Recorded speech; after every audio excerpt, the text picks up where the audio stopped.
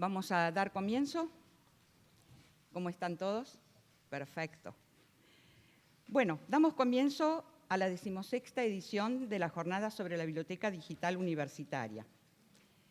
En esta oportunidad se decidió trabajar con el lema Reflexiones sobre la biblioteca académica y el contexto, porque se ha considerado la importancia del entorno en el accionar cotidiano y se tomó la decisión de englobar este lema bajo distintas perspectivas interrelacionadas y vinculadas.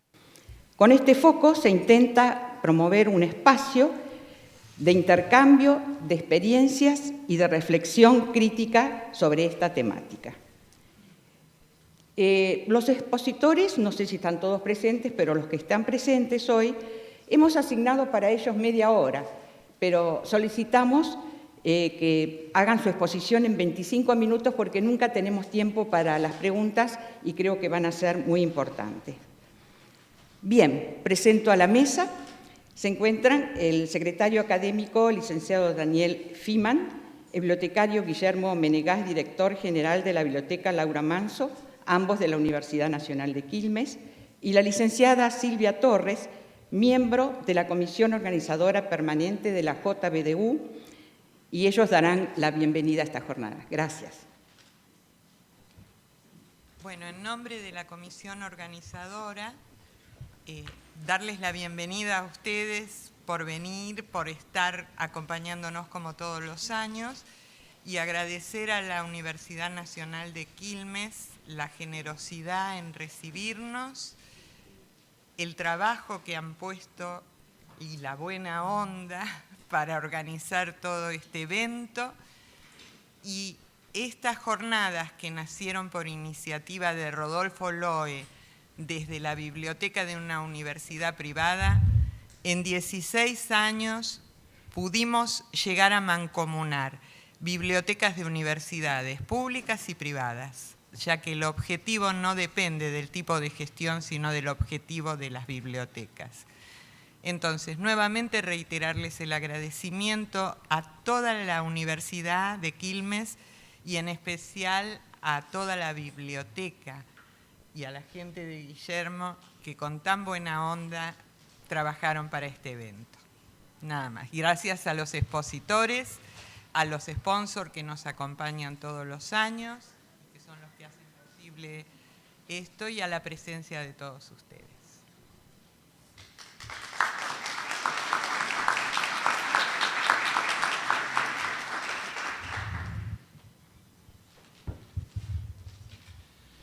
Buenos días a todos y a todas.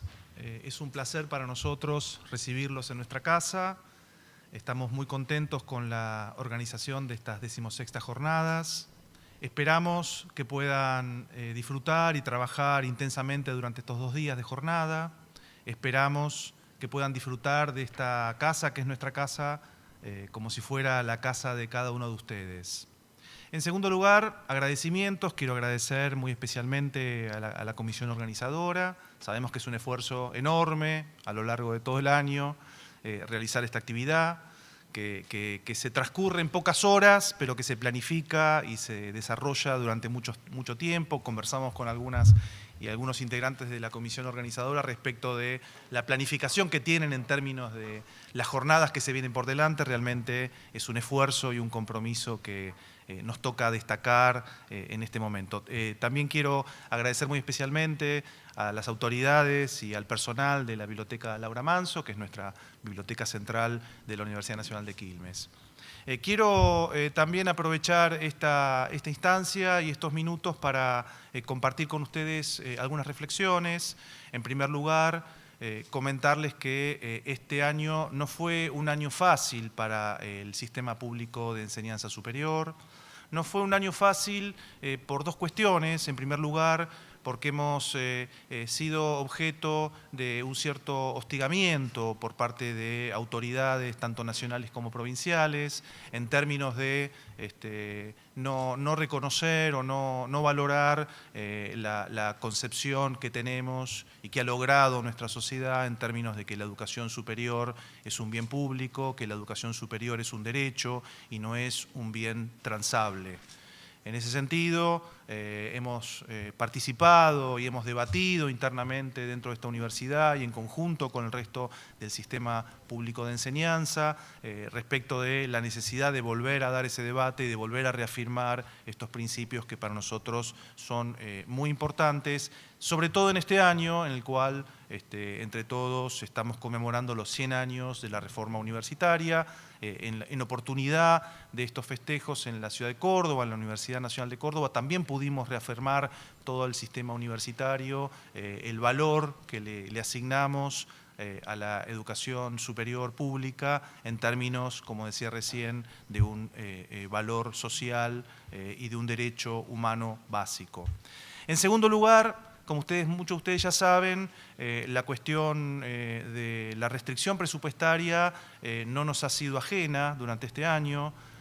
Si bien no es el primer año en el cual hemos observado y hemos sufrido esta situación, particularmente este año fue crítico. Fue crítico en términos de disminución en la ejecución de las partidas presupuestarias, en lo que tiene que ver, en primer lugar, con los salarios.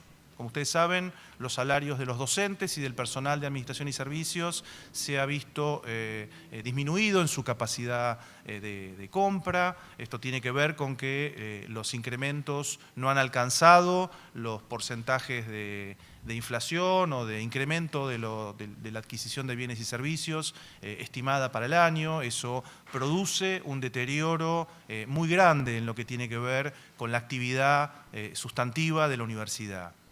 En segundo lugar, también hemos observado una parálisis en lo que tiene que ver con la ejecución de las obras, es decir, tanto lo que tiene que ver con la construcción de obras nuevas que ya estaban comprometidas y que ya contaban con presupuesto nacional, como con la parálisis de aquellas obras que venían siendo ejecutadas o que estaban comprometidas en los diferentes presupuestos.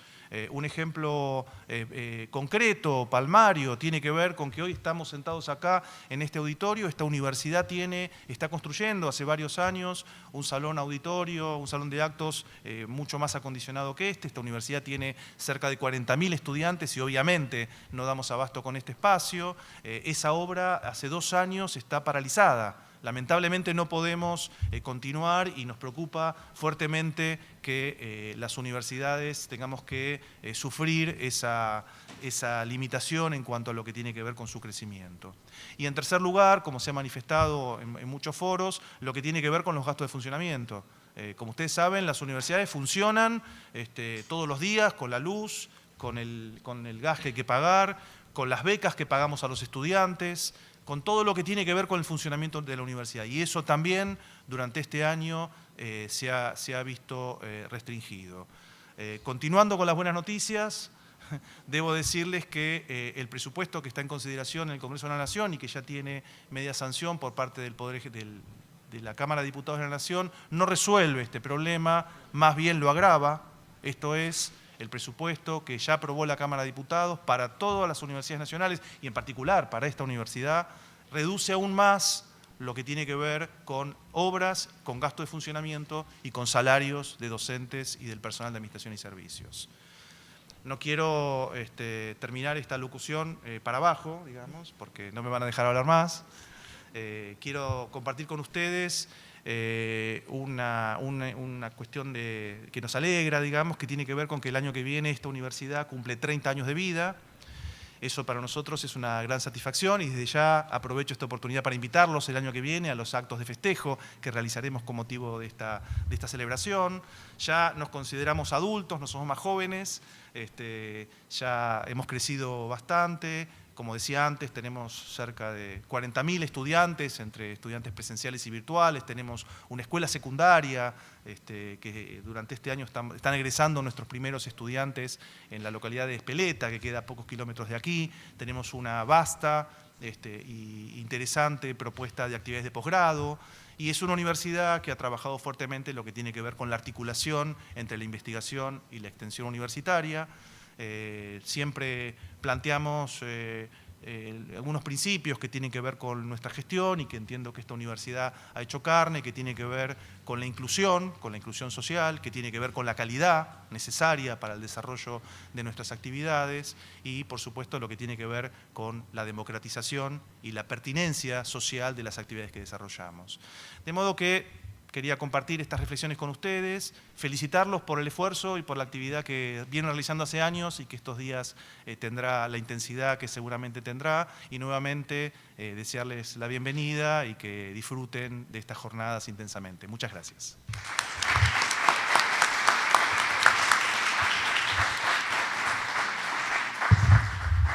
Bueno, lo mío va a ser más breve. Buen día ante todo. Agradecerles la participación. Esperamos que estén, como dijo Daniel, en agrado acá en la universidad, que seamos buenos anfitriones y que sean unas buenas jornadas. Agradecer a las autoridades primero de la universidad que posibilitaron esto, la comisión, indispensable, y gracias, unos popes. Y bueno, y a todos los compañeros de trabajo de la universidad, que sobre todo la biblioteca, la familia de la biblioteca, y a todos los trabajadores que posibilitaron esto, tanto como en la parte de ceremonial y protocolo, la parte de servicios de comunicación, la parte de comedor, todos posibilitaron y siempre buena voluntad para trabajar. Así que les agradecemos a toda la participación y bueno, que tengan una buena jornada estos 2 días y se lleven un buen recuerdo de la universidad.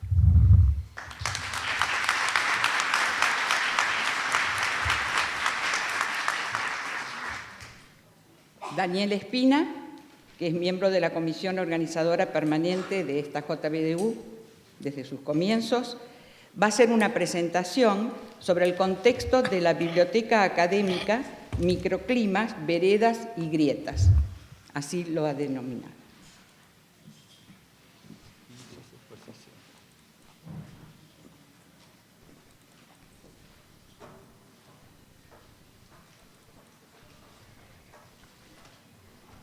Bueno, antes que nada, buen día.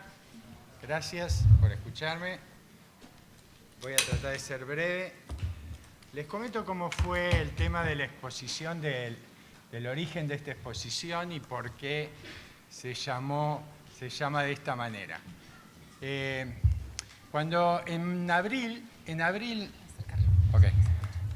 de este año tuvimos la primera reunión para comentar un poco la organización de la JBDU y estuvimos charlando bastante sobre el tema del contexto. Esa fue la idea original. Lo que pasa es que no nos podíamos imaginar jamás que de abril a noviembre el contexto hubiera cambiado tan violentamente. Hoy, ni que hablar, todos leemos los diarios, el contexto es radicalmente diferente a aquel. Entonces, uno trata de dar una visión objetiva del tema, del contexto, lo cual es casi imposible porque de todas maneras todo es político, ¿no es cierto? La JBDU es un hecho político, la universidad pública es un hecho político, la universidad privada es un hecho político y cualquier exposición que uno haga está impregnada de alguna manera por una visión política propia de la situación.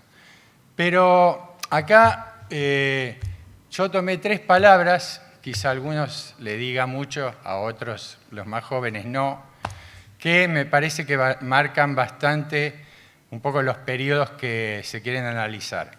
La palabra microclimas, que remite a la década del 70, mediados de los 70, la palabra veredas, que habla típicamente de los 90, y la palabra grietas, que marca de alguna manera la agenda de la primera década del siglo XX. Ahora bien, es imposible no hablar de la situación actual del contexto de la biblioteca académica, como bien dijo mi tocayo Daniel, el secretario académico, sin hablar de lo que significó la reforma universitaria de 1918. Fíjense que fue tan importante esta reforma que aún hoy los principios, aún hoy, pasados 100 años, estos principios de la reforma universitaria siguen vigentes y fueron discutidos, y todas las veces que la universidad tuvo problemas políticos, la siguiente solución se dio en base a siempre reclamar sobre la vuelta a la reforma de 1918. En aquel 1918, hace 100 años, solo existían 3 universidades nacionales, ahí están mencionadas, y 2 provinciales.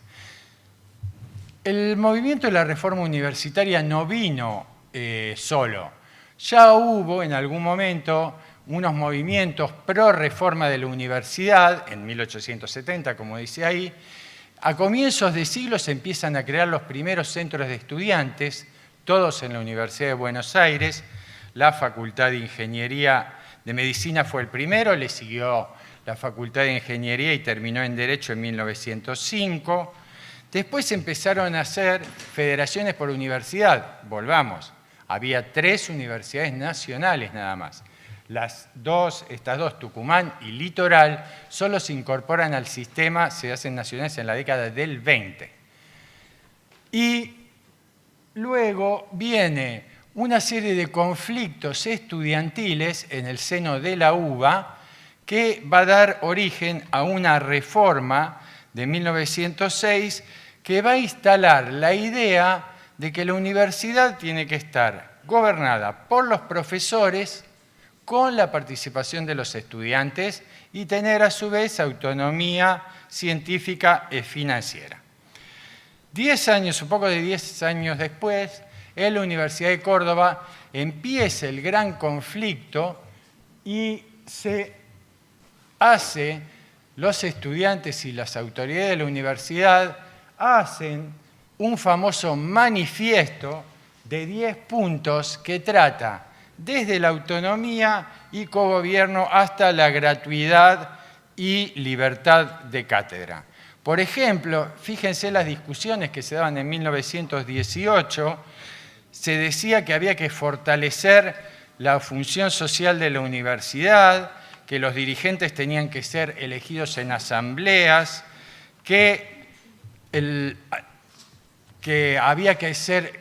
la universidad pública tenía que ser gratuita y además tenía que dar ayudas sociales para aquellos estudiantes, para que los estudiantes concurran y terminen sus clases. Después también la elección de profesores. Imagínense lo que significaba en aquel momento. Estamos hablando 100 años atrás, cosas que hoy están dando por sentadas. Finalmente, estos cambios se plasmaron en la famosa reforma universitaria de 1918. Las principales consecuencias que trajo fueron las que están mencionadas ahí. Por un lado, la modernización de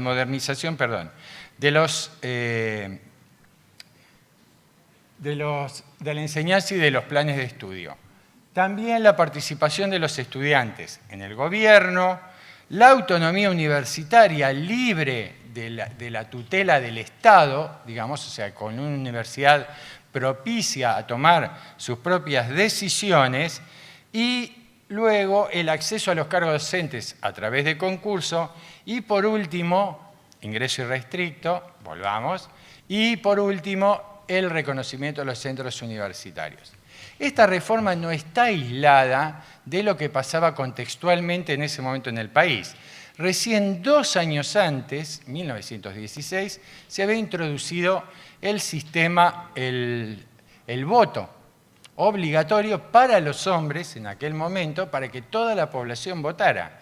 Y recién se había elegido, en 1916, por primera vez un presidente con participación de voto popular. Está bien, era una elección indirecta, pero de todas maneras, todo el pueblo podía votar, los hombres en ese momento. El movimiento de Me Too no había llegado. El próximo salto temporal, o sea, esa especie de reforma idílica e ideal, duró hasta 1943. En 1943 fue el famoso golpe de Estado. ya había pasado otro, pero este fue un poco más violento, de 1943, lo primero que hacen, como suele suceder, es intervenir la universidad. Se suspenden todas las actividades de los centros de estudiantes, se separan a miembros de los cuerpos docentes y se empiezan a expulsar o a detener a estudiantes señalados por su militancia opositora. Empezaron las protestas estudiantiles, consecuencia, en 1945, febrero, un año antes de que asuma el próximo gobierno constitucional, se empiezan a normalizar de a poco las universidades. Al año siguiente, apenas asume el gobierno en 1946, la primera presidencia de Perón. ¿Cuál es la primera medida de gobierno que hace? Es intervenir las universidades. Al año siguiente sacan una nueva ley, la famosa o no tan famosa Ley 13.031, que no contemplaba el principio de la autonomía y prácticamente suprimía la participación estudiantil en el gobierno de la Casa de Estudios Superiores.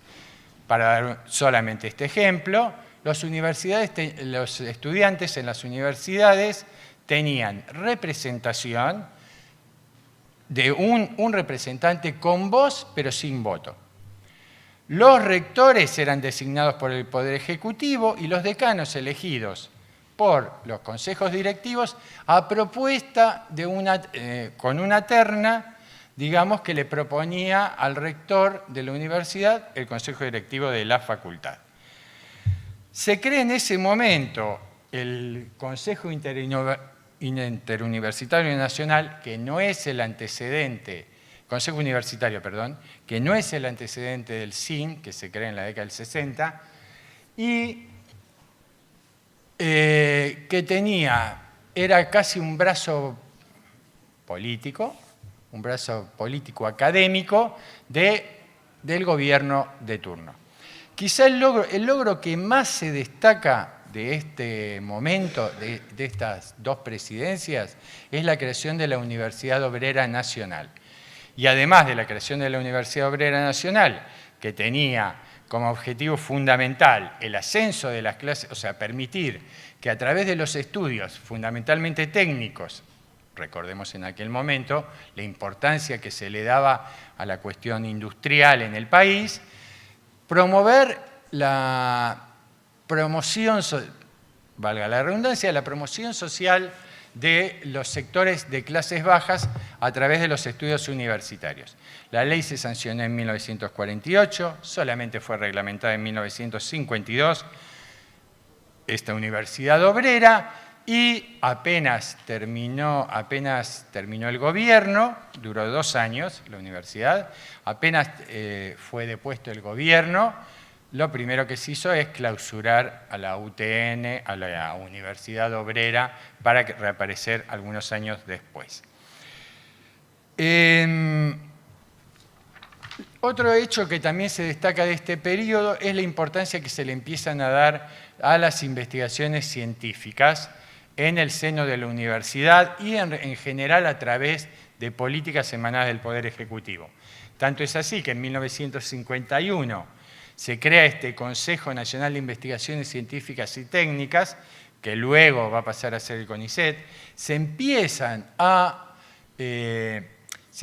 crear organismos de investigación, centros de investigación específicos, digamos como por ejemplo la Comisión Nacional de Energía Atómica, había una comisión de investigaciones en el área de defensa, siempre con la idea de decir, bueno, en muchos lugares del mundo se está dando el proceso de investigación científica e investigación tecnológica, la Argentina no puede quedar atrás.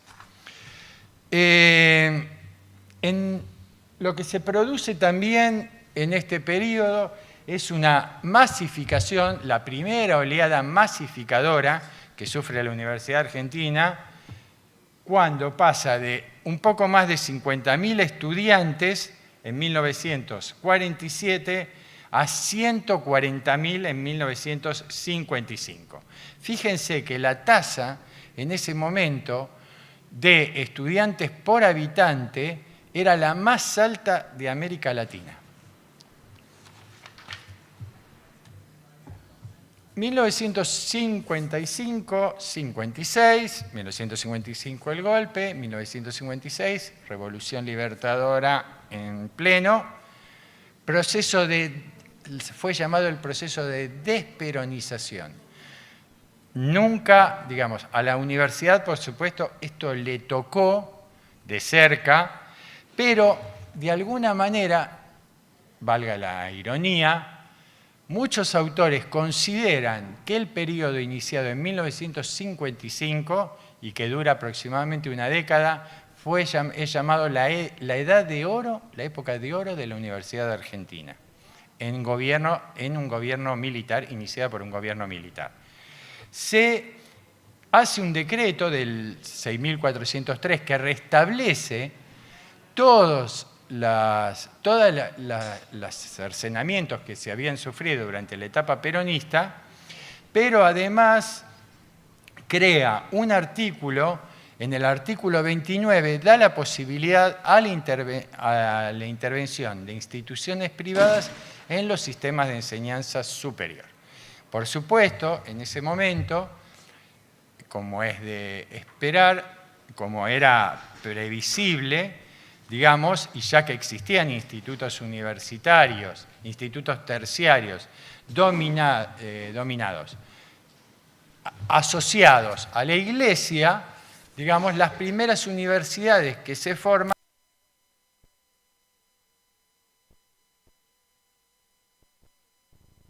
recién, en la década del 60, se empieza a sumar las universidades de gestión privada laicas.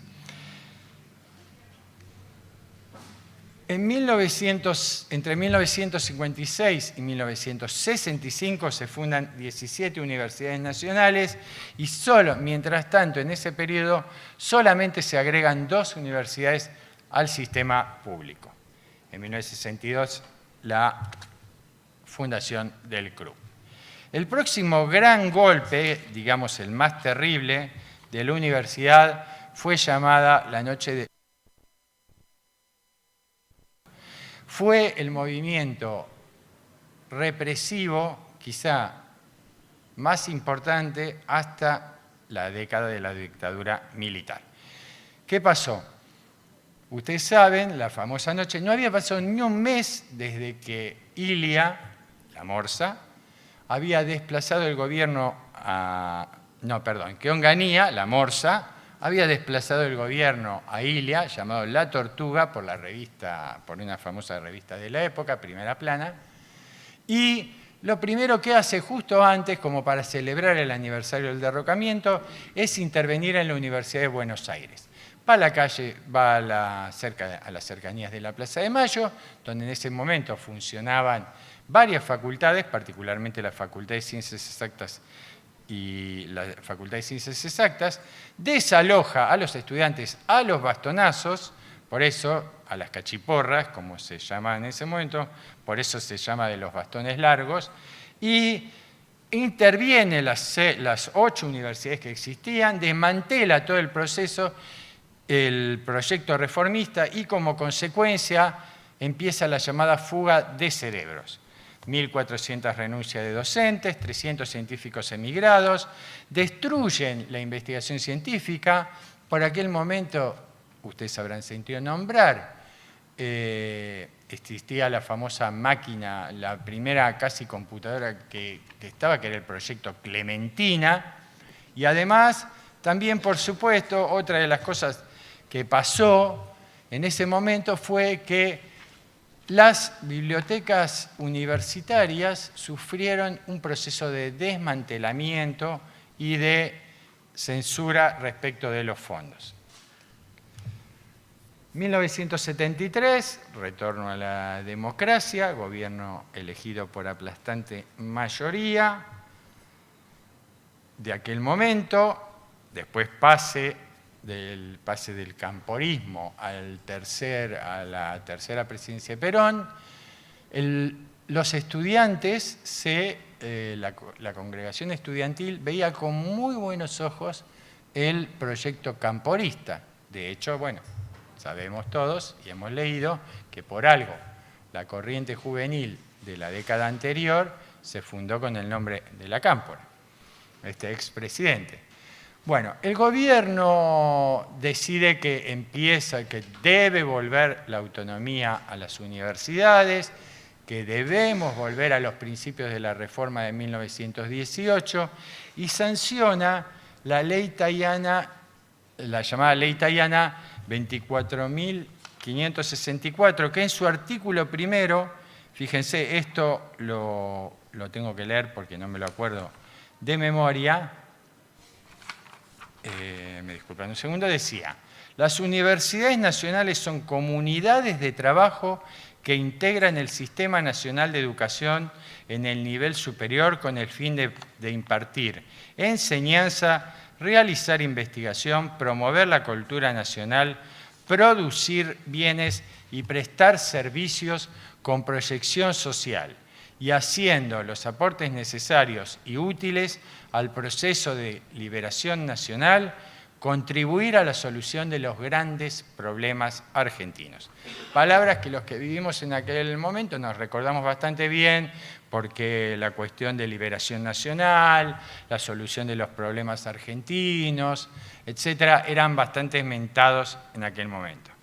Contradictoriamente, o curiosamente, en el mismo momento, a los pocos meses que se promulga la ley Tayana, se interviene la Universidad de Buenos Aires con la figura de Oscar Ivanišević.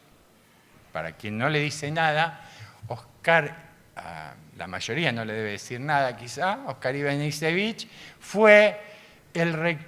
provenía del sector más retrógrado del peronismo de aquel momento, ¿sí? Entonces, ¿qué hace Ivanišević?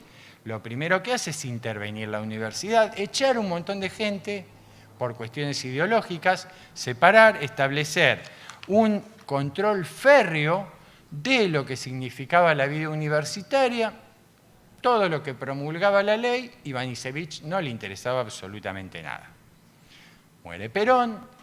Poco tiempo después se pronuncia la famosa frase de Ricardo Balbín, que se llama romper los microclimas. Le dice en una reunión del 8 de octubre de 1974, hacía 3 meses que se había muerto el presidente, y era el cumpleaños, si mal no recuerdo, le dice a Alfonsín: no hace mucho, señora, moría su esposo, y yo tuve la oportunidad de decirle que iba a ser un vacío difícil de llenar, pero que usted habría de llenarlo porque estaba acompañada por la voluntad de la nación.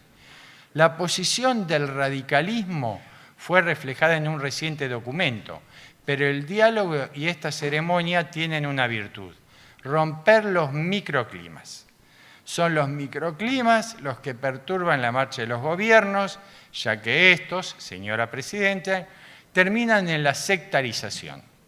Es por ello que, cuando nosotros lo buscamos con afán y queremos practicarlo con honradez y lealtad, no es necesariamente para iluminar la inteligencia, sino para acercarle alguna opinión que está fuera del microclima que a veces deforma las decisiones.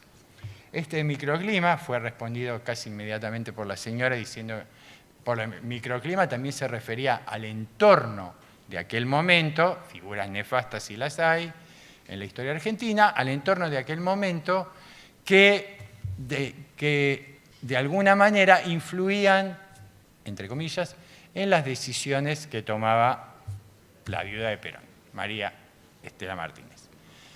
Por supuesto, la primera reacción de la señora María Estela Martínez dijo: a mí no me entorna nadie, pero sin embargo, al año siguiente, evidentemente, el entorno empezó a lograr bastantes efectos porque rompió el clima de serenidad, de cierta tregua política que había. No voy a hacer acá historia, quizá cualquiera lo puede leer. Hacia fines de 1975, realmente la crisis institucional del gobierno era gravísima y no parecía que tuviera una solución. Es más, creo que todo el mundo estaba esperando el desenlace de un momento para otro. En 1975, el año previo al derrocamiento, existían 25 universidades nacionales y 20 privadas. 24 de marzo de 1976, esta fue la madrugada, es una foto tomada por un periodista de la Plaza de Mayo en la madrugada de ese mismo día del golpe, 24 de marzo. Empieza lo que se puede llamar la larga noche negra de la dictadura militar. ¿Qué se puede decir de esto que uno no conozca? Bueno, primero, por supuesto, sufre, o sea, la universidad está intervenida, esta vez por militares, como corresponde, que se repartían los cargos entre las tres fuerzas. En general, los cargos de intervención a las universidades le tocaban o a la Marina o a la Fuerza Aérea, con preferencia a la Marina, y empieza la persecución política de estudiantes, profesores, los exilios y todo. Y además de todo eso, por si fuera poco, durante este periodo, por si fuera poco, empiezan a haber restricciones al ingreso a la universidad pública. Quien ingresó más o menos, o sea, quien estudió, mi caso particularmente, entré a la universidad a fines de los 70, ¿sí? Era por examen de ingreso. Tanto es así, fue tan restrictivo esto, que si en 1975 había más de 500.000 de estudiantes, 1975, cuando dejó el gobierno la dictadura militar, había apenas 400.000, 100.000 menos, 8 años después. También es muy notable de destacar en este momento el estricto control que se hacía de las colecciones. Había obligación de enviar al Ministerio de Educación, el Ministerio de Educación, mejor dicho, pasaba listas sobre autores que estaban prohibidos, no lo decían de esa manera, pero se sugería que realmente se separen de la colección, se pongan fuera en algún lugar del infierno, en algún infierno de la biblioteca, además de, por ejemplo, la cuestión de los arancelamientos, toda la cuestión de los contenidos curriculares, por supuesto bajo un estricto control. Otra anécdota personal, en esos años Adolfo Carpio entraba a su clase y lo primero que decía era: hoy vamos a hablar de las teorías de Carlos Marx, pero yo les quiero aclarar que yo no soy marxista ni comulgo con esas ideas, sino que simplemente las digo porque es una parte importante de la historia de la filosofía moderna. En el medio de todo eso, en la clase de Adolfo Carpio, y no solo en la clase de Adolfo Carpio, existían monos parados a los costados, así de las aulas, vigilando lo que decían los profesores. Incluso es más, había infiltrados entre los alumnos que después pasaban parte, se ve que a sus autoridades, de lo que decía cada uno de los profesores. No me voy a olvidar, otra de las cosas que no me puedo olvidar, es también un muchacho que era compañero mío de la camada de fines de los 70, que teníamos en filosofía y letras, que se sentaba en la primera fila de las clases de Roberto Juarros, y le discutía absolutamente todo. Ya me voy. Le discutía absolutamente todo. Bueno, 1983, retorno democrático. Lo primero que se hace, por supuesto, es una nueva intervención. Se restituyen estos estatutos. Ahí está un poco explicado. Se empiezan a sustanciar los claustros docentes, los concursos en los claustros docentes. En esos años se sustanciaron 15.000 concursos. Se normaliza paulatinamente los claustros, empiezan a otra vez formar parte del cogobierno de la universidad los graduados y los estudiantes, pero en realidad hay pocos cambios en cuanto a los contenidos curriculares o a la creación de nuevas carreras y orientaciones. Hay una explosión de la matrícula. En 5 años se había sumado un 40% de estudiantes. Un hecho significativo es que se crea una sola universidad nacional en ese periodo, ninguna privada, y los problemas presupuestarios que ya se vislumbraron en 1988, en 1989 estaban absolutamente licuados por la hiperinflación. Gobierno de Menem, 1989-90, ahí está el famoso contexto de la clase de la frase de la vereda de enfrente, la pronuncia en la CGT, el 8 de marzo de 1990 y dice: ¿están conmigo o están con la vereda de enfrente? Sin embargo, esta vereda de enfrente, esta década de la vereda de enfrente, tiene cambios sustantivos en el ámbito universitario.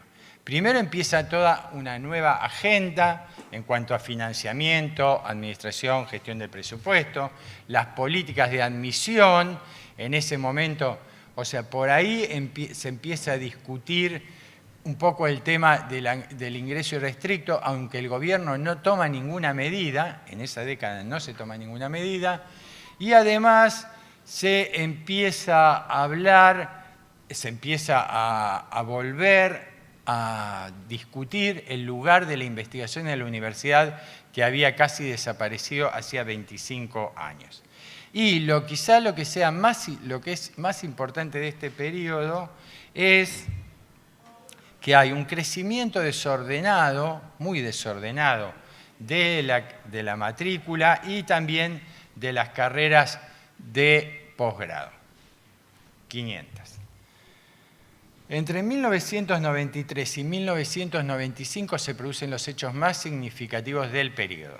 Se crea la Secretaría de Políticas Universitarias, se crea el programa de incentivos para docentes e investigadores en 1993, que eso fue un gran acierto en cuanto a la promoción de actividades científicas en la universidad, y se reglamenta la Ley 24.521 de Educación Superior. Esa ley reconoce por primera vez a los colegios universitarios, habla de colegios universitarios, también reconoce por primera vez a institutos universitarios, hasta ese momento formaban parte del sistema, y toma como un todo al sistema, incluyendo las universidades privadas y de gestión privada y las universidades de gestión pública. También un hecho muy significativo del periodo, además de esta regionalización a través de los CEPRES, que todavía continúa, es la creación de la CONIAU. Se empieza a hablar de temas de evaluación y, por lo tanto, de calidad. La universidad que hoy nos alberga fue creada durante esa década. Va a haber 36 universidades nacionales en 1995, 9 nuevas y 44 universidades privadas. Las universidades privadas eran mucho más y concentraban el 17% de la matrícula.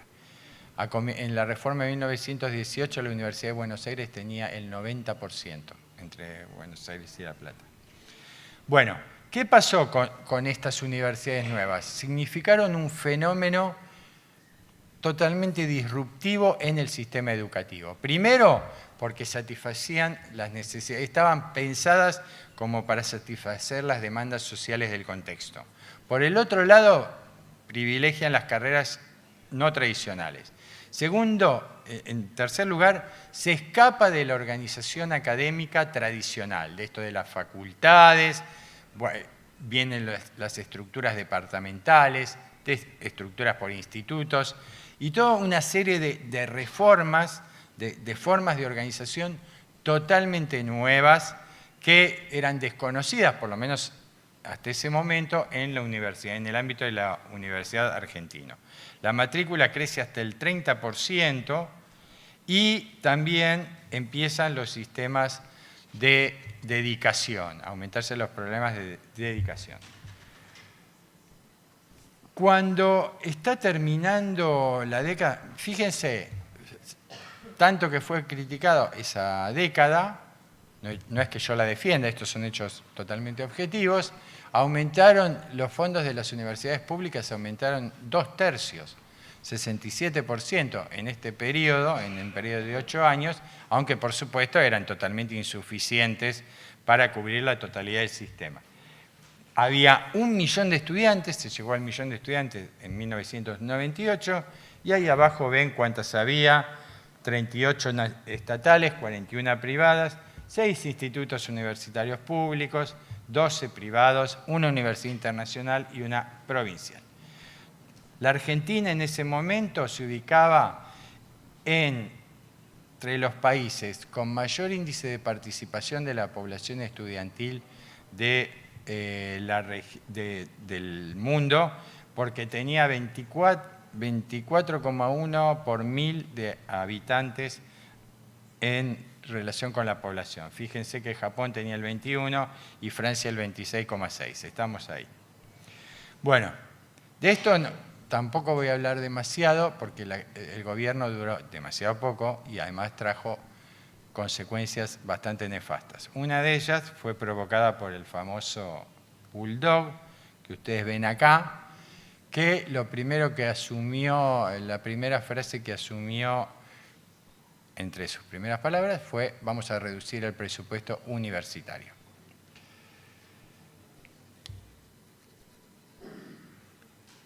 Acá aparece, acá me quiero detener 2 segundos en la palabra grieta, que fue la que caracterizó, la que por lo menos se empezó a hablar respecto del gobierno de la última década. La palabra grieta, que aparentemente fue inventada por Lanata, no pude llegar bien a donde, si fue inventada por él o no, pero evidentemente el primero que lo utilizó fue Lanata. Cuando la empezó a utilizar, se refería a la crisis del 2001, que se vayan todos, ¿se acuerdan? Bueno, después utilizó la palabra grieta para hablar de lo que había pasado a 30 años del golpe. Acá está la portada del DVD que publicó en el 2006. Y también la seguía utilizando en el 2017, cuando que tenía un sketch en su programa que se llamaba The House of Grieta. Algunos de ustedes lo habrán visto. Bueno, en este periodo, digamos, de la década de la grieta, por llamarlo de alguna manera, hay un montón de cambios muy positivos para la universidad. Fíjense, solo pongo algunos, por supuesto. Se crea la biblioteca electrónica, que primero es con un acuerdo con Brasil, después con fondos propios, y que significa un verdadero acceso democrático e igualitario de todas las instituciones a la investigación científica y tecnológica del país. Después, el presupuesto universitario supera en el año 2014 el 1% del Producto Bruto, se crea el Sistema Nacional de Repositorios Digitales, y quizá lo más importante es que se considera a la universidad, a la educación universitaria, como un bien social, para que todos los ciudadanos tengan acceso, y también como un motor para la movilidad social. La matrícula, esto por supuesto son todos datos. Fíjense que la Argentina en 10 años había tenido una variación neta del 40% de estudiantes, un 345%, de esos estudiantes el 345% iniciaban sus estudios apenas terminada la escuela secundaria, el 60% de los estudiantes universitarios tenía trabajo y de los cuales hay otro fenómeno en este momento, que es que empieza a haber mucha matrícula de alumnos extranjeros en las universidades de Argentina, por distintas razones que no viene al caso hablar. Buchbinder, les recomiendo el libro de Buchbinder, 2005, La historia de la Universidad Argentina, se llama. Es muy interesante. Él, cuando cierra 2005, dice que la universidad sigue experimentando problemas y conflictos, y acá los empieza a decir. Sigue el espíritu de la reforma del 18, pero todavía el porcentual de representación es bajo, aumenta matrícula, pero la planta, ya me voy, aumenta la matrícula, pero la planta no va. Hay cambios de planes de estudio, pero resulta que todavía hay una fuerte élite, esto lo voy a pasar por alto, hay una fuerte élite que sigue dominando los consejos y se oponen al cambio, etcétera, etcétera. Tasa de graduación más 29%, llegamos acá. En este momento en la universidad, al 2017, había 12.000 carreras en todo el sistema universitario, 8.000 respecto de ofertas de grado y 4.000 de posgrado. Fíjense, 131 universidades, de las cuales 61 eran nacionales, 63 privadas, 5 provinciales y 2 extranjeras, una extranjera y una internacional. Bueno, ya con esto termino. Esta ilustración es de un señor que publicaba en Clarín, que se murió hace relativamente poco, hace cosa de 10 días, que se llama Horacio Cardo, y le llama Corsi y Ricorsi. Fíjense que es cierto lo que está mostrando, porque 100 años después seguimos escribiendo con una mano y borrando con la otra, porque seguimos discutiendo 100 años después el problema de la masividad, cómo tenemos la tasa de escolarización, son muy similares a la de los países desarrollados, se ha logrado el acceso de sectores tradicionalmente excluidos, me remito a las palabras que dijo el secretario académico hace minutos, donde se habla de que hay un profundo denostamiento de la clase dirigente respecto de las universidades, pero sobreviven estos problemas estructurales, que son lo de la deserción, la duración de las carreras, y también el sistema creció con muchos desniveles, creció desmesuradamente.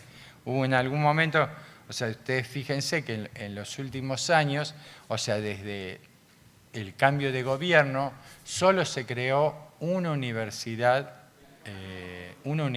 estatal y una universidad privada en los últimos 3 años. O sea, no aportaron casi nada al sistema, no hay aportes nuevos significativos al sistema. Conclusión muy simple.